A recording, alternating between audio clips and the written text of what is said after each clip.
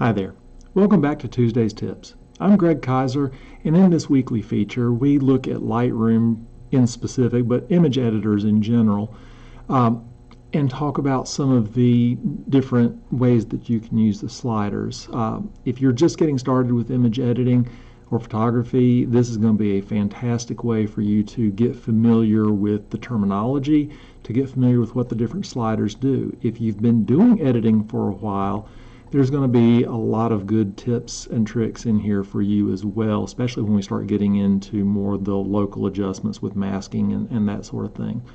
So last week we talked about setting a white point and a black point, which establishes the general dynamic range of the image and starts to establish the contrast. Now, none of these sliders does everything all by themselves. It's always a culmination of everything put together, and we will eventually talk about that more in detail, and I'll do an entire edit start to finish just to show how everything kind of links together. But I want to get some core concepts taken care of first.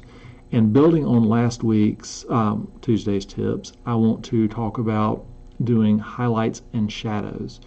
And it's different than doing the whites and the blacks, and we'll talk about how. And I've got 3 different examples on how you can utilize this. Of course, this is not something that says these are the only times that you can use this, but I think it gives a good understanding of when and how you can. So we're going to go ahead, we're going to get into this, and we're going to look at these examples. The first one here I've got is probably one of the more regular occurrences that you're going to run into as a photographer, especially if you shoot outside. This is one of those situations, and what we're looking at here is a raw capture that I shot just a couple days ago. And to give you an idea, the cars obviously are in the shade, but the sun was behind the clouds to the rear. So the sky is very bright, the cars are very dark. The landscape is very dark, and this is a typical scenario that a lot of landscape photographers can find themselves in.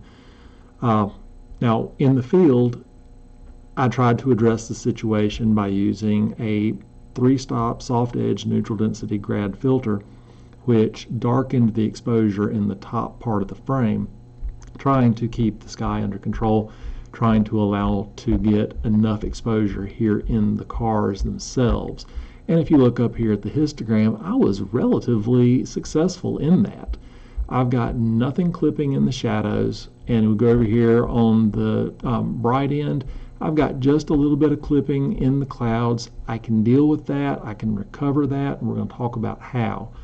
But this is not a fantastic histogram. You see a lot of contrast is built into it. We've got a lot of shadow information here. We've got a lot of highlight, not as much midtone. So an ideal histogram is more or less a bell curve that builds low on the sides and builds up higher as you go into the midtones and then starts to reduce back down into the highlights. That's an ideal histogram. We're far from that. The end result of this image is right here, and as you see, the histogram has shifted quite a bit. We've got more midtone information than we did to begin with. We've still got shadow stuff here. The highlights have been dropped down. So we look at the histogram and we start to learn what it's telling us about the picture. All of this over here on this left-hand side, this is the shadow area. And obviously the darker areas is where the shadow stuff is. So all of these pixels here are being represented in these large stacks. There's not a lot in the midtones, as we've talked about, and over in the brighter areas, that's going to be the sky. There's not as many pixels there, which is why these are smaller mountains than over here in the shadows. But for me, and what I like to see in a photo, these brighter areas in the sky are more problematic than the shadow areas. I don't like having things that are overly bright unless they are my main subject. And what I mean by that is the eyes go to the brighter parts of an image. So my eyes are going back here to the sky. So I need to reduce that visual impact of the sky and put more visual impact here on these vehicles. part of what I do, and we're not going to do a complete edit, but part of what I do with this is I will work the highlights and the shadows. So when we were looking up here at the histogram, you see as I'm moving across, there's different areas that highlight as I go. And you see underneath here what those are. This middle tone here, the midtones, that's your general exposure. That is what is adjusted when you move the exposure slider down here. Shadows is to the left, highlights are to the right. Those are down here, highlights and shadows. The areas on the edges, those are your whites and your blacks. So you see the areas in the histogram that correspond to these sliders down here. So when I start moving, like the highlights, you see up in the histogram that that highlight area to the right of the midtones is highlighted. And as I move this slider, it's that section that is pulled or pushed. And what we're doing is we are taking, when we're messing with highlights and shadows, we're taking this area here or this area here, and we are moving it closer or further away from midtone. So that's where this power comes in, because right now I've got a lot of information in the highlights with this sky that's pushed way over here that I want to get closer to the midtones. So for this picture, I want to take the highlight slider and I want to bring it back. And you see the huge difference that this is making. I've just brought all of these highlights and brought them more into the midtones. So I'm starting to stack the tones here in the midtones. I've now pulled that area that was just about clipping, pulled it closer in, so now those whites are more highlights. Let's look at that again. That's where it started out. And you see where we've got this hump, not a lot of midtones. As we go to the left, we are pulling the highlights down. You see that hump is spreading out in the highlights and moving into the midtones. Conversely, I could push them, and you see if I go all the way to the limit here, I take those highlights, push them all into the whites, away from the midtones. I stretch those midtones and start pulling the shadows even. But that obviously is not what I want. That overly brightens the sky. So what I want to do here is reduce this overall contrast, bring the highlights in the sky down. This is an extreme example, and for this I'm going to bring the highlights all the way down to -100. Be careful when you do that, because you can start getting some haloing. And you go up here and you start looking around the edges and you can start seeing some weird artifacts. That is something that happens if you start manipulating too much, so keep an eye on that. And there was a little bit of color fringing. We'll deal with that at another stage. But with the shadows, same kind of deal. I want to bring the shadows up, out of the shadows and more into the midtones. So if we look up at the histogram, you see how that mountain of pixels is moving to the right, and it's now moving further over to this side of the shadows and more into the midtones. So again, we've gone to +100, and just with these two sliders here, we've gotten a whole lot less contrast going on in the image. This makes it easier to work with. And we can now see the detail in the cars, we can see the detail in the clouds. This becomes a good starting point. The end result, after a lot of other edits, is we get this. But we have a lot of local stuff to do here, some more filters to go in. I've got to work out where the grad filter was in the trees. We'll talk about that at another time, but you can see I ended up keeping the highlights and shadows completely spread out. I've got this great histogram now, because I do have some more deep dark tones in here, which is why we've got all of this over here in the shadow area, and that's okay. The midtones have gotten a whole lot more vocal in this picture. The highlights and the whites are dropping off, That's because I've reduced that sky as far as exposure goes, and I've actually brought the exposure back into the cars. And that all started with that highlight and shadow division. So we reduced the contrast in this one. Now, this next example is kind of the opposite. I don't have a huge spread in this histogram. In fact, if you look up at the histogram, there's nothing down here in the blacks, and the shadows is only about half filled. I've got most everything in the midtones, and I've got a fair amount in the highlights, but not a whole lot in the whites. And if we look at the picture, that makes sense. There are no real dark areas. Most of what you see here is in midtone with some brighter areas. So for me, this edit needs to have more contrast. I want to have more emphasis on this instrument cluster right here, and to do that, I need to establish more contrast. So what we can do, same kind of thing, we look at the highlights and we look at the shadows. Now, on the previous one, I dropped the highlights, but that just pushes more things into the midtones. I don't want to do that. I actually want more contrast. So for this one, we're going to raise the highlights to get started. And that brings more of the tones out of the midtone, more into the highlight, more into the white. With the shadows, because there is nothing here, we start dragging these down,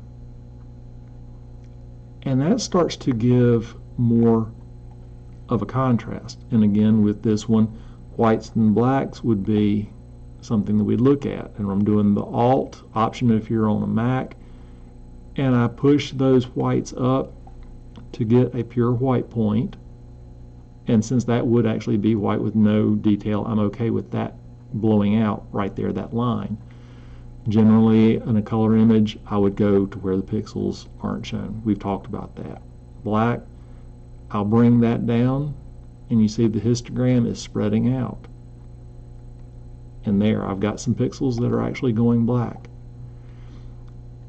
And there is a good starting point, and I have now added the contrast just with these 4 sliders and adjusting that area and that area, that area and that area.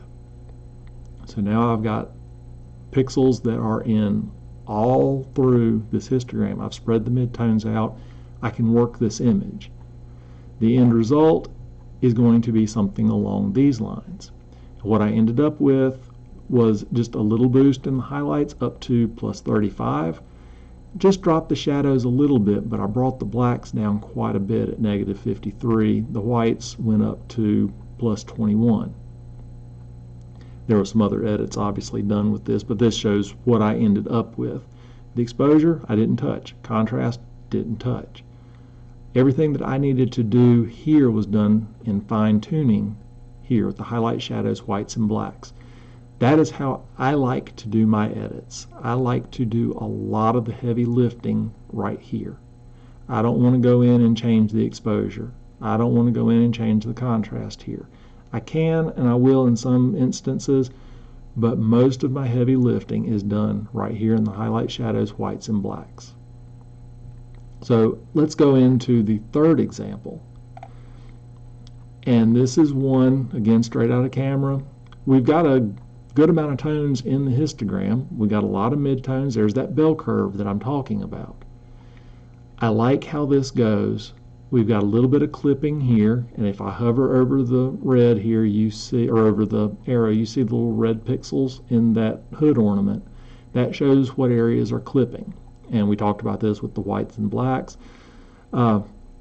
I am perfectly okay with chrome clipping, anything that's got sun glare on it, because we're not used to seeing detail in those areas. So I'm fine with that.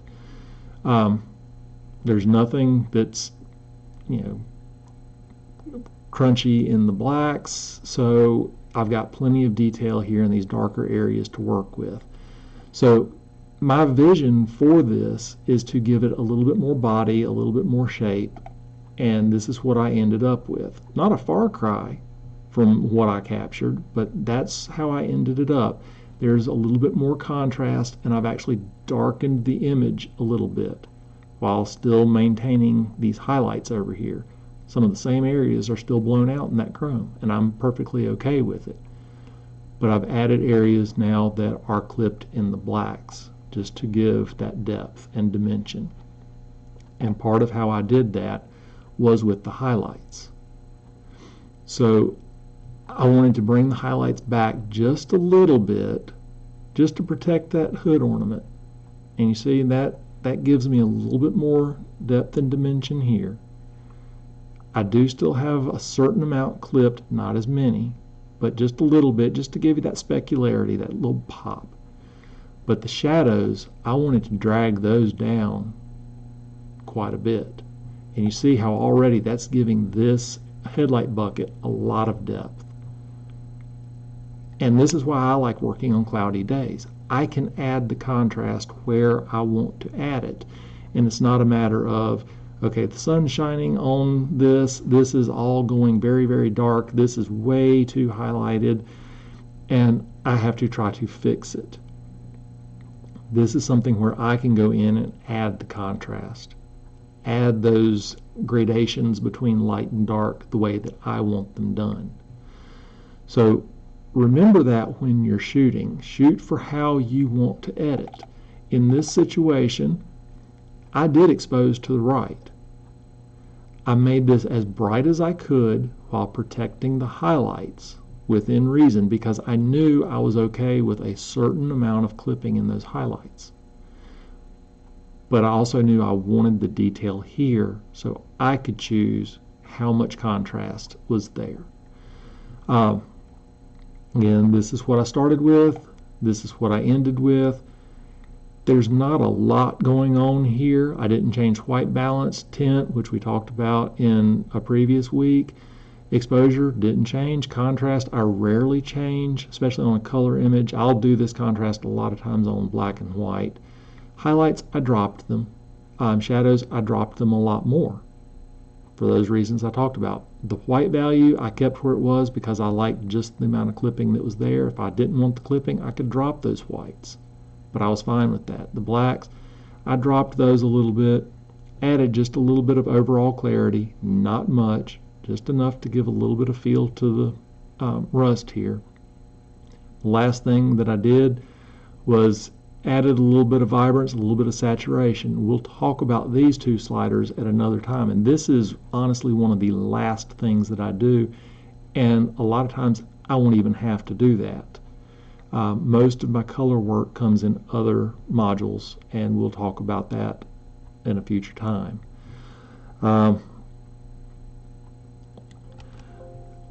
So anyway, in review, the highlights and the shadow slider in Lightroom is something that is very important to use. And if you understand how it works, dealing with those areas that are almost in the black portion or almost in the white portion, you can start to manipulate, are those tones more in the mid-tones to give less contrast, more dynamic range? Or do you want to push them out to the sides where you get more contrast and kind of a less visual dynamic range? Because as you move things from the midtones out, you start to see a more disparity in the visual contrast, and that can cause some issues. And it comes down to style. For me, I like lower contrast overall images with higher local contrast and more contrast in my midtones. I don't like seeing really, really bright brights and really, really dark shadows unless there's a gradation between them. I like everything to be kind of painterly, I guess, is a decent way of describing it. And I want all the tones to work happily among themselves and not compete for attention. So that's kind of the quick and fast of doing highlights and shadows. And if you're enjoying this type of content, do like, subscribe, leave a comment. Let me know what you would like to learn in Lightroom, and I'll be happy to do a few of these Tuesday tips on those subjects. If you'd like to do a deeper dive in this with me, I do offer mentorships, and I can do Lightroom mentorships easily in a virtual setting. So you can stay in the comfort of your own home, and actually I would have you working on your computer with your input devices, your monitor, and I would be coaching you along by watching what you're doing on my screen. It works very, very well, and it allows you to actually use the tools and learn what you like. Editing is very personal, I think. It's something that we each do in a way that expresses our vision for a particular subject. It's not something where I want to teach you to edit like me any more than I want to learn how to edit like somebody else. I want to learn how to edit the way that I want to see a picture. And that's what I try to do with my mentorship clients. So if you're interested in that, I'll leave a link to my mentorship programs in the description below. Check it out, let me know, give me a call, and we'll talk and see if it's something that would be beneficial for you, and see if how I work will work for how you learn. So I really appreciate you joining me this week, and I look forward to being back here next week when we'll talk about another topic. So until then, take care, happy editing.